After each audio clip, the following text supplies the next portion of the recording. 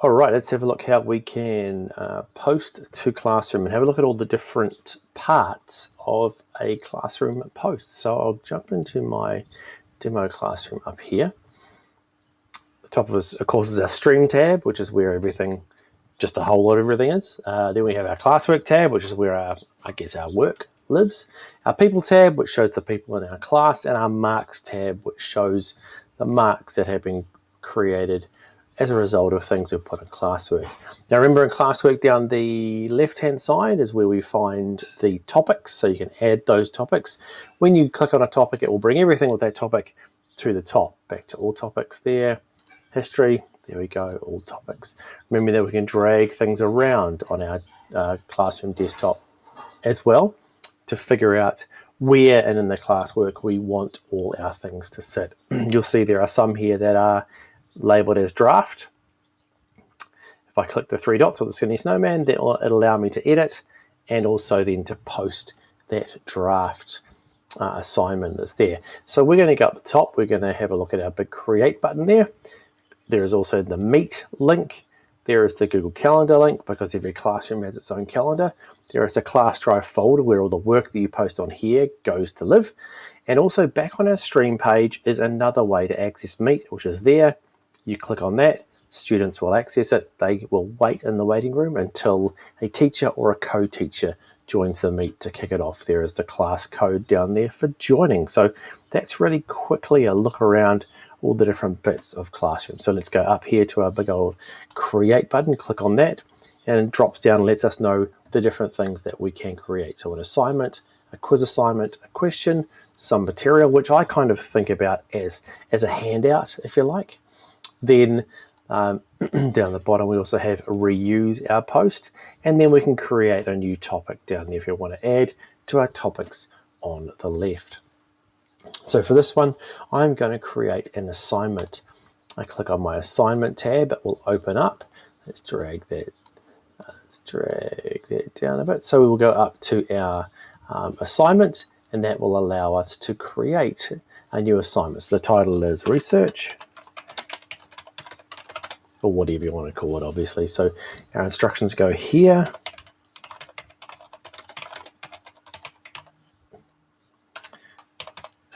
Now remembering, we can also now bullet these. So if I click on that, go there and go bullet, it will give us a bulleted list. Excellent instructions here.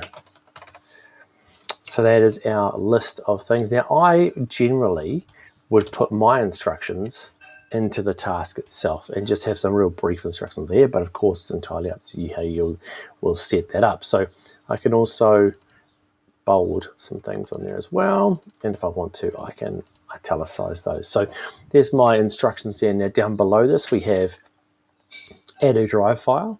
We have upload a file, so if you have a PDF you want to upload, for instance, or a different type of file you want to upload, we can add simply a web link here, or we can add a YouTube video. So what I might do is I might add a video that I want my students to watch along with this assignment.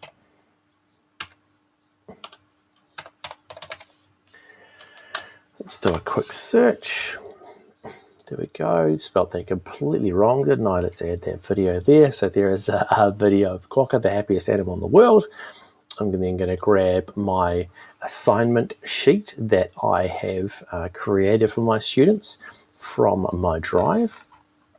I'm going to go recent because I want to know what's going on there. I'm going to look for my famous New Zealand. There we go.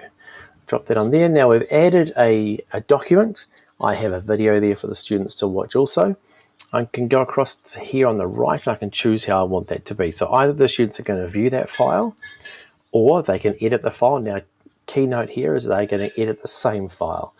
Or I can go make a copy for each student. I'll make a copy for them, send it out to their drive. So that is the instructions, the title, a little YouTube clip to watch, and the template or the assignment that's in there as well. Over on the right hand side, I can choose which class I want it to go to. I could choose multiple if I have multiple classes. So if I was teaching 4 Year 10 social studies classes, I could click them on there and it will all get they will all individually get this at the same time. So I'm just going to choose my one class that's there. I can also choose all students, or I could simply choose 3 of the students to get this assignment if I want to differentiate by groups, for instance, but I'm going to leave this as all students. Now, the mark category is something I've added to my classroom at the beginning of the year. So if I'm looking at a bunch of different tasks here, a bunch of different skills that I want to assess, I'm going to do this one as a creativity task. So I'm going to put it on there. I can choose how many points to give it. If I can give it no points if I want as well. I can choose a due date by dropping down here. I can then add a topic to that. So back on the first couple of pages you looked at on the stream, on the classwork, we can choose a topic. So I'm going to drop that down. I'm going to do this as an Aotearoa history. So that's the topic that's going to be added to this, and I'll put it with the grouping of Aotearoa history. Now, if I want to use a rubric to mark this with, I can click on Add Rubric. Now, there are a couple of different options here. I can import one that's already made from Sheets. So if you had one at your school that was a pre-made rubric you wanted to mark against, you can import it from Sheets. I can reuse a rubric from one of my other assignments. So if I'm looking here that I want to reuse that homework assignment one, I can click to reuse that homework assignment one.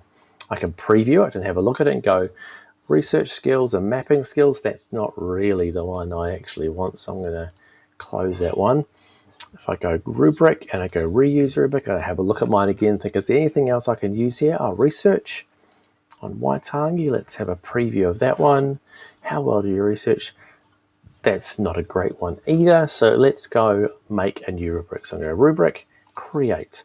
That'll open up this page here. So my criterion title is research. There.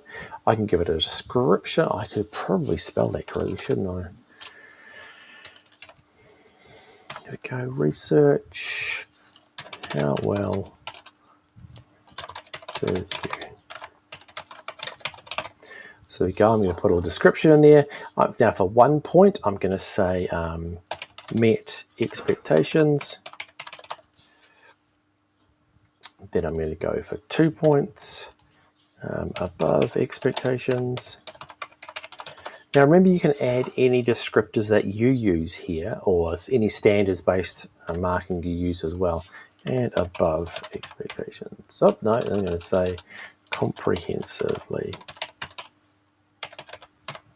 There we go. I forgot 0, so I'm going to go a plus down here and add 0 for below expectations. So that is my really simple rubric I've put in here. If I wanted to add another criterion, I can simply click here to add a second layer of criterion. So I'll just add a criterion here. So there we go. I've just added that second that second line of our rubric. And of course, you can add more and more criterion as well. So I will save that rubric there. So now I have a rubric attached to my research assignment. You see it's over there. Now if I want to check plagiarism or check originality of this assignment, I'll simply click there. That's all I have to do as a teacher. I've switched on my plagiarism checker, and it's going to check the freely available internet. And if you have Workspace for Education Plus, it will also check everything that's been handed into your school's domain prior to this being ticked in that box there. So there we have the task, the video to watch, the instructions, the title, and down the right hand side I've checked that I've given this to all the right people with the right date, with the right topic, and the rubrics and originality checker on there. I go up to the top right and I can choose to assign. If I drop that down, I can assign it, I can schedule the assign, or I can just simply save it as a draft. So I'm going to go ahead and assign that now. What it will then do is create that assessment and send it out to all my students. It will also send them a notification that this has been sent out to them. So I had a look at this. I've just put that down as part of our Aotearoa history. So up there you can see there is the research assignment that I've just posted, and you can see this is being marked against creativity as well. If I go back to my stream, you can see if I had put a a date on that when it was due in, it would appear here in the upcoming work. And this tells me that there is no work upcoming. So that would be sitting there. I grab my little pen.